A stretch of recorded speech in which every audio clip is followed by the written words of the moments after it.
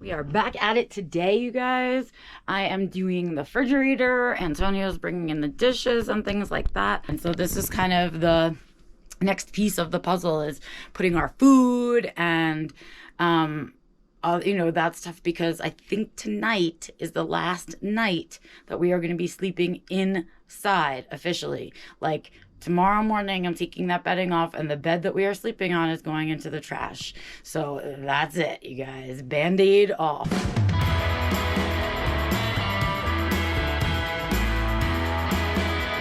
Oh, you guys, we did it. This lighting in here is awful, I continue to say. It's very yellow. It's very yellow. Let's go in here. But I don't want to go too far because I want to be able to give you a view. So here's what everything looks like now. We put shit away, you guys. It's gone. Look at that. Things are away, and they're starting to find a place. The dog's travel bowl arrived. And you see the puppies, right? They are absolutely, totally comfortable in here now. So yeah, we did it. What do you think? Yeah. We're done? We're getting there. We're getting there. We are getting closer and closer. I'd say we were like 1 or 2 nights out from sleeping in here and bringing the cats in. A few more things have to come in here, and a bunch of crap has to go to the dump. But right now, a bunch of crap. Right now, I'm starving. Antonio's starving. We're both about ready to pass out. So we're going to go eat something, eat a late dinner, and then get to bed so we can get an early start in the morning.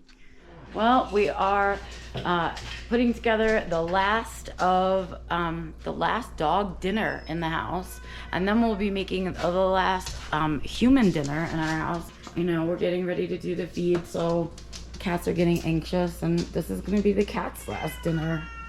What was that, Schmemme? Meow? Yeah, Schmitty's really ready to eat. We call him Fat Schmitty because he's ready. So I guess I'll let you guys watch what the last feed to the animals looks like in this house. Walter, it is our last meal in the house. It's our last cooked dinner in the house. What do you... Thanks, dude. He doesn't care. I guess he doesn't care. Okay. So, I'm a hot mess right now. Yeah, I'm really having some struggle spot right now. English has sort of disappeared on me a little bit because I'm tired.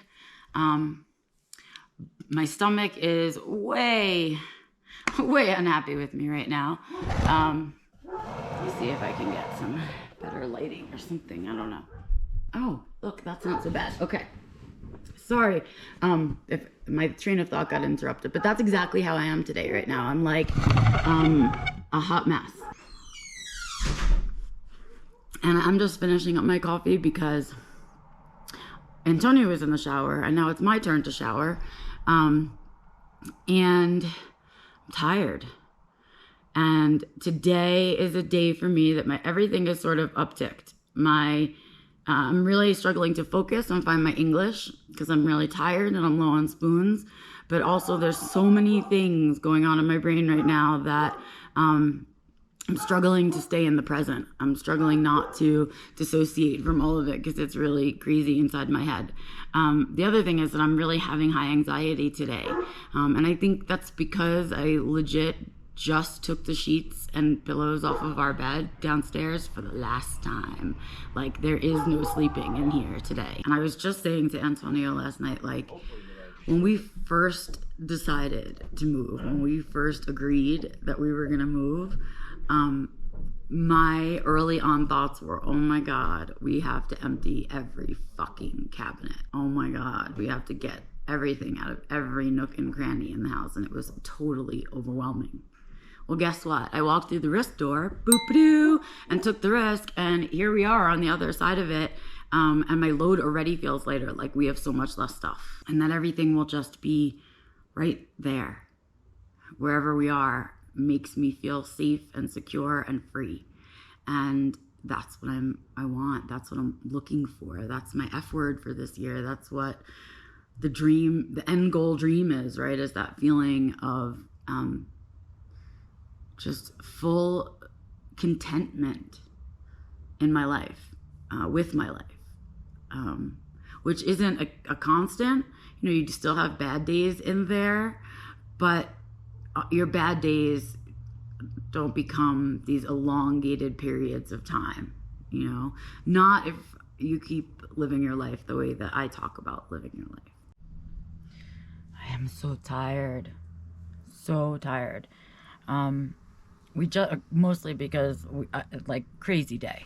Just a crazy day. But look at this, you guys. Oh, everybody's all relaxed and sleeping. These cats are. But the cats are settled for the night in the house. We're settled for the night in here with the dogs. Everybody's finding their spot. And yeah, fingers crossed. Fingers, toes, appendages crossed that night one in the RV take 2 is a go.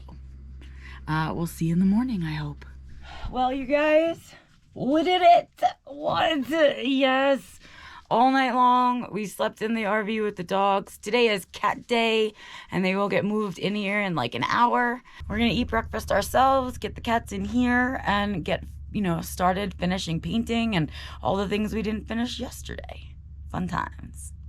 Okay, I didn't want to jinx myself and film us getting the cats into the RV because that is the most nerve-wracking part. We each carried a cat. We did 3 trips. That's 6 cats. And they are all in here now. I am desperately trying to catch my breath from running them all around. So, okay. So, I am fresh, still wet-haired, out of the shower. My very first shower in the RV. It was super weird. It's very tiny. But it'll do, right? Like, I'm clean. So that's that. Now we are all in here together. The dogs just came in with the cats. The cats have now shooed themselves away into the bedroom. Except for this dog. There she is, Miss Inara. Dogs are drinking. They're all relaxed and calm. The cats are behind that closed-ish door back there, which is the bedroom. But they'll come out as soon as the dogs sit down and relax, and I'll grab some of that footage. Miss Penny could give 2 hoots. Yes, Fancy. Penny down. Secret cats. Oh, secret cats. Oh, are they in there? 1 secret cat. 2 secret cats. 2 secret cats. I'm having a gratitude moment, and so I really want to just catch it. I'm just kind of sitting here. The painting is happening in the house. We've showered, we fed everybody, everything's kind of happening. So we've just taken a moment to relax and finally be able to eat breakfast. The cats have settled in, the dogs are now in, and they've seen their cats, and everybody's gotten over it. And Antonio's making breakfast in here for the first time, eggs and bacons, and I just wanted to kind of give you guys a visual of this moment that just made my little Grinch heart grow 2 sizes bigger. Yeah, take a look at how it's unfolding, right? We might have gotten off plan a little bit. Things might have slowed down and we had to take a little more time to do different things. But look, you got to look at the value of it. So there are ups and downs in the journey, right? But if you stay aligned and you stay in your lane and you do the things that you're responsible for, right? Like I didn't give in to the guilt that I was having that Antonio was doing all this physical labor that I can't do anymore, and that, my contributions came in a different package. So to have this moment of just contentment, of peace, right? And sit in it and be grateful that the work is paying off is super dope. And so I wanted to share it with you. Okay, you guys, it is time. You may remember way back when, somewhere around episode 1 or 2, where I took you on a before tour of the house. Well, the house is now totally empty on the inside, and it has been cleaned and painted, and it is ready to be shown. In fact, as I stand here in this moment, we have a real estate coming soon ad. So with a few pictures and whatnot, our house is officially listed as coming soon. So it's happening. It's exciting. So this is the room that I fell in love with when we bought the house. I don't know about you, but this was the room that did it for me. It made me immediately feel like a hobbit, and that made me feel like I was home. And so I really love this room. I'm gonna miss this room a lot. And I'm gonna miss the view, actually. Then our kitchen, which still has some garbage to go, but it looks beautiful in here now. And I remember seeing it like this for the first time and imagining my things living in here. And I knew that it was going to be right, and it was. It was perfect for us for the last 4 years. It was the most perfect house ever. But now we've grown and changed, and so with it, you know, everything else has to change. Of course, that's my office, or it was, and I shared it with the dogs and the kennels, and the master suite, which looks much bigger when it's white, I'll admit it. It was blue for us, and I really loved having a blue room. I find it really calming and relaxing, and we will probably have another blue room. Then of course, this way is our closets and the bathroom. And then it dreams out this door about having a little patio and having a little this and that, and we never quite got there, but we'll have it as we move to the next house, right? Out here's a little bit more garbage to go, some litter boxes and things like that, but we're done. Right, Papas? So I'm sitting here having a little sit right outside the house, just thinking about some of the things that I will miss and some of the things I won't miss about living here.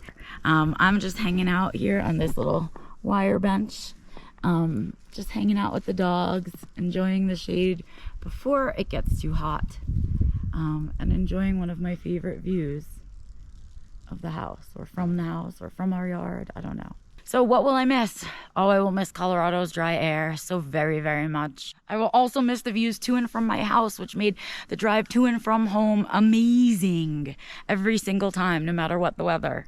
Oh, the wildflowers. Yes, I found my love for wildflowers here, and I will miss the assortment and plethora of wildflowers for sure. Thunderstorms. The summer thunderstorms here are epic. In this valley that's right in front of me, right here, they roll in, and it's just the most beautiful sounding thing ever. The rainbows. We get rainbows that are, that you wouldn't think you could see for real, that you would think are fake. We get here, and I will miss them because they're gorgeous. What else? Not these flies. I will miss the wildlife. Okay, so since we've lived here, we've seen any number of things. We have deer all the time. We have bear. We have some cats that come around. We have moose and just all kinds of bats, and just amazing, amazing animals. And I will just miss that. And seeing them like right in my backyard. It's amazing. And I think lastly, I will miss the one thing that Colorado gave to me that I will now share with the rest of you guys, which is mountain casual. I don't think I will ever be able to come back from living a mountain casual lifestyle. If you don't know what mountain casual is, I'll do my best to explain. But it's really basically like casual bottoms and like a semi-formal shirt. And that's about as fancy as people get here. And so I will miss that. If you don't believe me that it's real, please Google it. I did when I first moved here because I did not believe people that it was real. As I was sitting here and about to just be done, I said to myself, what about the things you're not gonna miss from Colorado? So here's a short list of the things I'm not gonna miss besides these really annoying horseflies. I am not gonna miss the food. Colorado is full of really, really bland food. Very bland, very unethnic, very just Americanized food. I am not going to miss the driving skills of the people in Colorado. They do not have them. I am not going to miss it one single bit, not even for half a second. There's a sense of non-urgency here in Colorado, like about everything. It doesn't matter what it is. There's just if you're 5 or 10 minutes late here in Colorado, you're not late. And that doesn't work for my New York brain. And I am not going to miss that lack of urgency in people. I am not going to miss this. I do love the winter and I love the snow, but there are some mornings here where it's so bitter cold up here on the mountains that you don't even want to get out of bed. And I'm not going to miss that. I'm not going to miss those truly bitter cold mornings. What else? Oh, my very last thing. Oh, this is a good one.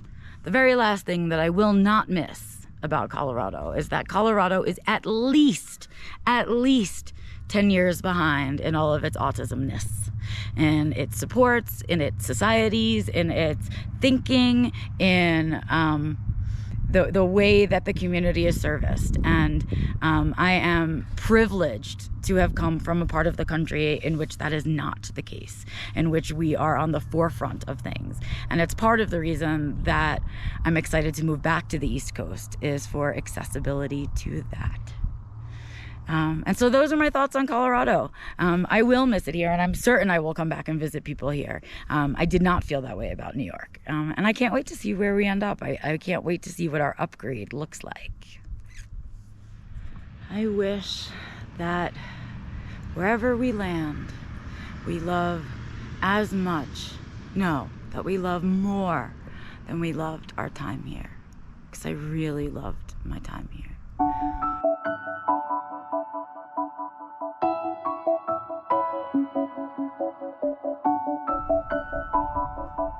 Yay!